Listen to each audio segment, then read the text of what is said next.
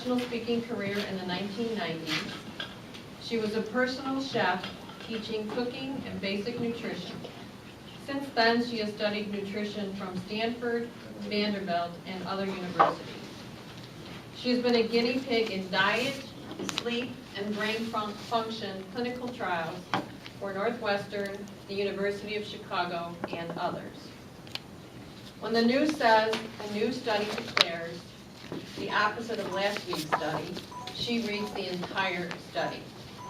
She just completed a college course, Design and Interpretation of Clinical Trials from Johns Hopkins University, and is currently taking a class from the University of Copenhagen, Diabetes, a Global Challenge. So help me welcome Ruth Princess, Does Eat Less and Exercise More Work? Help me welcome Ruth. We have over a dozen people here today. Statistically, one of us has diabetes. Now, if you want to, if you feel comfortable sharing with us, please let us know if you have diabetes, but only if you feel comfortable. Borderline. Pre-diabetic. Pre-diabetic. It's worldwide epidemic that approximately 1 in 10 have diabetes. And worldwide, 50% of those with diabetes don't even know they have the disease. I'm going to talk to you today about diabetes, obesity, and how you may have been misled. We've been told, eat less and exercise more, right? Has that worked for you?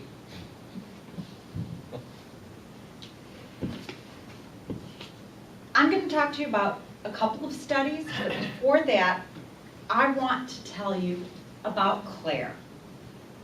Picture cute, compassionate Claire, probably with her red hair. Since she lives in Ireland, I met her on the forums, the class I'm taking from University of Copenhagen. And I will try in my best Irish accent to tell you how she feels, not only when she's at the grocery store trying to look at the labels, but because she's in her 40s and forgot her glasses, she can't read them. So she'll put the products back on the shelf. She was diagnosed just 10 months ago with diabetes. Irish accent. My world has been rocked to the core. Life will never be the same again. I feel angry. I don't eat sweets and all that rubbish things. Never have. Why me? I feel judged. The attitude towards type 2s is fairly shocking. For the most part, seems to consist of, well, you did it to yourself. You must be a fat, lazy cow eating rubbish. I'm fat. I'm not lazy. And I don't eat junk food. So the first study that contradicts eat less, exercise more was a study done in 2012 where they took fat people who were couch potatoes. They divided them into 3 different groups. Those that stayed sitting on the couch, those that were to exercise 300 calories per day more, and those that were to exercise 600 calories a day. Our bodies, if they knew simple math, the person exercising the 300 calories a day more and the person exercising 600, the 600 should lose twice as much, right? Simple math. to write down on a piece of paper 300 equals the calories lost 550. Now, write down 600. The calories lost 480. It doesn't make sense. You know, I'll have some weight that I want to lose. I'll get motivated. I'll start exercising. You know, and I do that 30 minutes as I get going and burn those 300 calories and then some. I get excited. I see the results on the scale. And so then I'm even more excited and I start doing twice as much. And it fails. And I get discouraged. And I might give up. So let's look at the eating.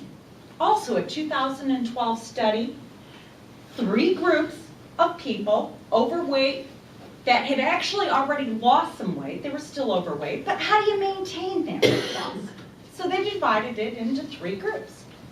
The first group, low fat. The second group, low glycemic, which is slowing the digestive process. And the third group, low carbs, which is also high fat. Now, we've been told for decades, eat low fat, eat, primarily carbs in your diet.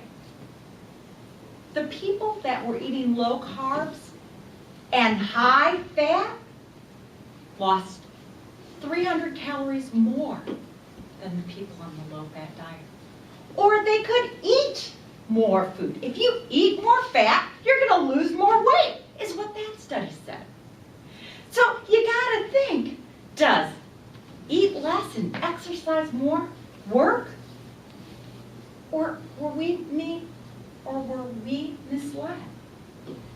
So the next time you encounter somebody with diabetes or someone who's obese, don't have contempt, have compassion.